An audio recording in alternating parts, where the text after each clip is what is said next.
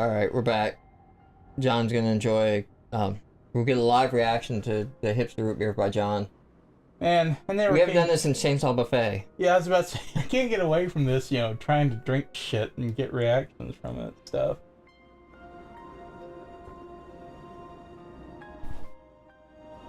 Good.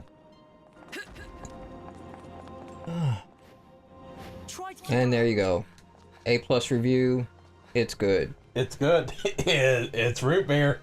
Oh god, I wonder if that's a thing we could do on the site. Video game reviews, and then it's just, it's good. Not good. That's it. Fuck this game.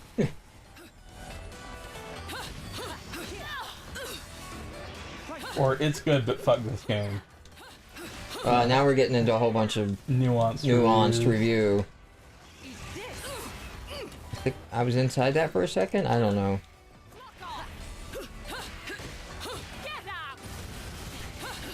No, I think... You know, I haven't dodged once this entire fight, but I thought I had.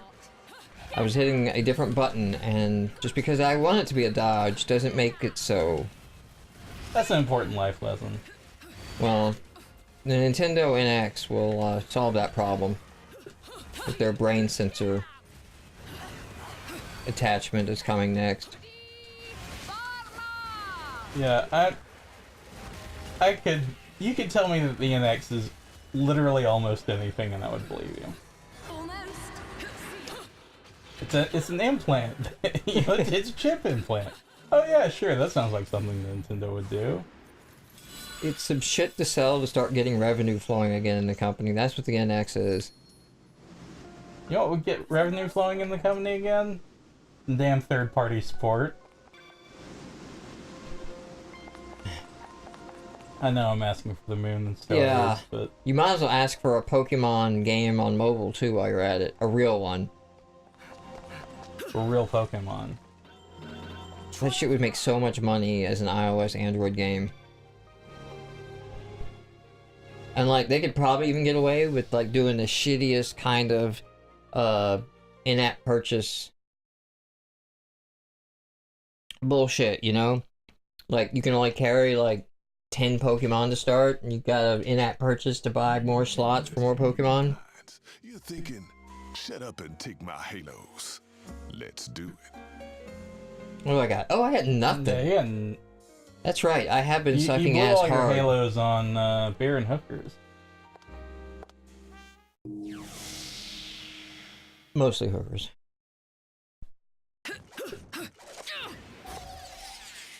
The beer was just really to forget that I was blowing it on hookers. Yeah. Or to tell yourself that's fine. Oh god, I'm gonna like that. But the wind-up on that's ridiculous. This way, Bayonetta. Where is that? Oh. Into Shit. the golden shower. Stop sitting around. Glad you went to this. Hey, we're just like revisiting zones. God damn it, his wind-up is worse than, or faster than my wind-up. Oh, wow. Got you. Get up.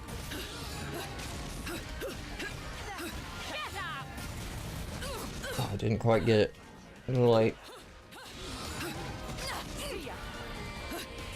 Okay, once he had like a silver charge, I was not having it again on the... I was like, okay, I gotta wait for I see like a little silver flash before he swings, but that was just a special move, I guess. Hey, health, give me that.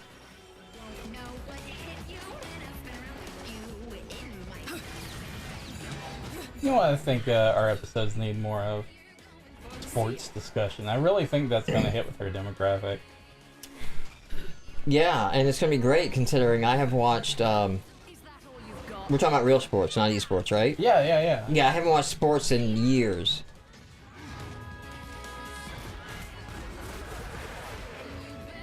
I can't even tell you who the Super Bowl was. And we had, like, the Super Bowl party. Missy Elliott was there, right? Or was that a year ago? Who? Missy Elliott? No. No, it was Beyonce. Yeah. She was in the main act, but was it UCLA was there a Macklemore? couple of years ago. This year, Am I making shit up? Was Macklemore the Super Bowl show? I'm Hell making no, shit you're up making now. shit up now. Going. Try to keep up. Ooh, wiggly wobbly.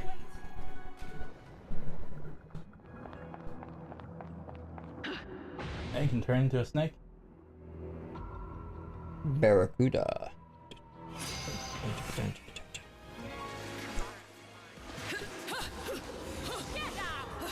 Forgot I can't fight and it was a Barracuda.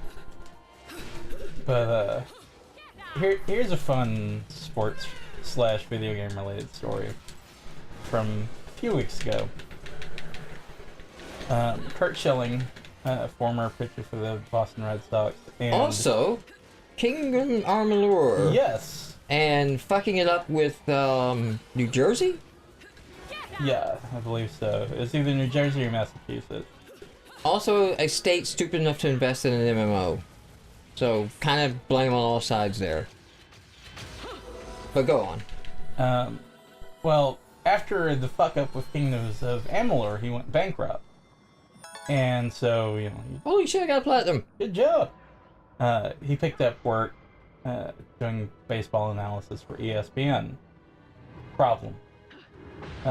He did not know when to leave well enough alone. Because he would, you know, very often make his political and social views known. I think it's pretty much what cost him his studio was the elections. Elected, I don't know whether he was leaning left or right. I don't know. He is definitely leaning far right. Okay, far right. Well, then somebody from the left got in office and was like, I'm going to find a way to default on this loan, basically. And said a whole bunch of shit how the company was going out of business. So, like, everybody who was about to invest was like, oh, well, no, fuck that. 'Cause I believe at the time, too, I don't know what I'm supposed to be doing. I fucked that all up. I think I just need to run.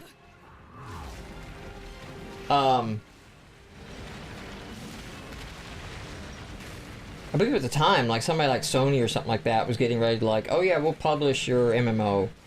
Because I heard Kingdom of Amalur is actually not that bad. I've not played it. They had R.A. Salvatore doing the story for it, which, you know, had that going for it. But that's a weird ass. That's just, yeah. I'm with you. I only got 9,000, no point in. No. Here they come. That's, The fucking boss rush here is Yeah. what's going on. they really are just trying to stretch out the content now. They See ya. Yeah, we haven't had like a stage really So close. in any of this game. Like, not like I remember from Bayonetta 1, you know? Yeah. No, they don't give a shit about the exploration. I really do think, like, they just kind of... I get the feeling the budget was much smaller in this Yeah, game. either the budget was smaller, or they didn't have as many ideas, something. Or the budget was smaller because they were doing a Wii U release, and it's like, you're just not going to get the sales of a cross-platform title. It's just not Yeah. going to happen. But nobody else, you know, Sega didn't want to publish it for whatever reason. Over here, mate. Anyway, Kurt Schilling. Yeah, Kingdoms of Amalur, it sucked. He started working for ESPN. But what finally did him in was he went on Twitter and made some... Wait, is he just- fired from ESPN? I think I've Yeah, heard yeah, something like that. Okay. Yeah. If memory serves, I believe he made some very disparaging remarks about Muslims. Man, like, times are hard for the Kurt Schillings and Adams of the world, you know? The Adam Baldwins of the world. Yeah. Like, you know, they're just having a rough time. Saying bigoted shit. Like, I don't know what happened to that, you know? Yeah, I mean, you know, there used to be a time in America where you could just say whatever dumbass racist shit you wanted, and everybody went along And with he it. says this sarcastically, but it is also true. Yeah. It's more satire than Yeah. sarcasm. Where are we going, Squirrel Boy? Oh, okay. We're doing the same thing again? Yeah. Got it. We Rinse and just repeat. literally did this. Yeah, rinse and repeat. Take care of this. That's the wrong button.